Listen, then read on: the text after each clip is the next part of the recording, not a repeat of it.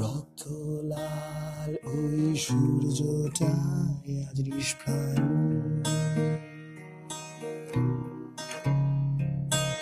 প্রতিটি ইট ইট প্রাচীরে গড়েছে সে অসহায়ের দল, কেঁদে ওঠে তারা আর তো চিৎকারে।